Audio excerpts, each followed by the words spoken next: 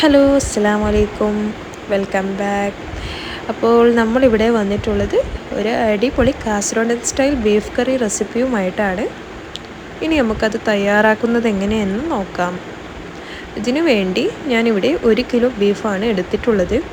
അത് നന്നായി കഴുകി ഒരു പാത്രത്തിലോട്ട് വെള്ളം മാറാൻ വെച്ചിട്ടുണ്ട്.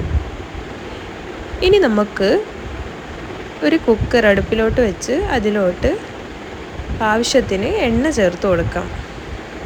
ഇനി നമുക്ക് അതിലോട്ട് ആവശ്യത്തിന് കരിയാമ്പിൻ്റെ ഇലയും അതുപോലെ തന്നെ ഒരു ഉള്ളീൻ്റെ പകുതി ചെറുതായി കട്ട് ചെയ്തതും ആഡ് ചെയ്ത് കൊടുക്കാം. ഇനി നമുക്ക് ഇതൊരു ബ്രൗൺ കളറാവും വരെ വഴറ്റിയെടുക്കണം.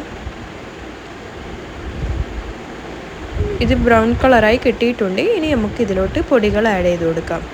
ഞാനിവിടെ ചേർക്കുന്നത് 3 ടേബിൾ സ്പൂൺ മുളക് പൊടിയും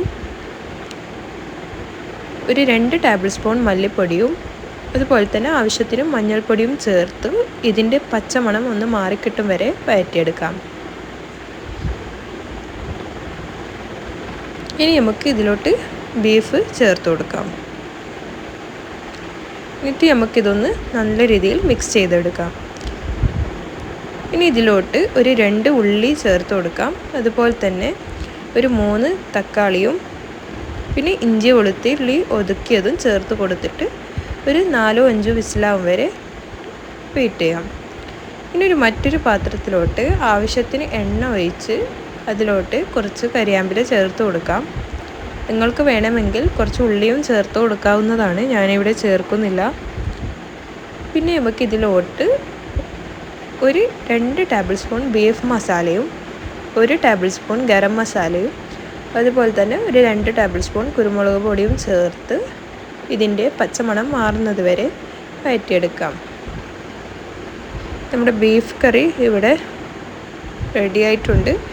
നല്ല രീതിയിൽ വെള്ളം ഇറങ്ങി വന്നിട്ടുണ്ട്.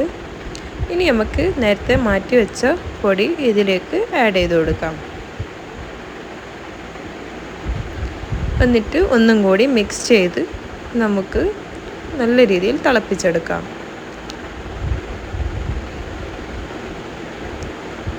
ഇതിലോട്ട് ആവശ്യത്തിന് മല്ലിയിലയും ചേർത്ത് കൊടുക്കാം. ഞാൻ ഉപ്പ് ചേർക്കാൻ പറയാൻ വിട്ടുപോയി.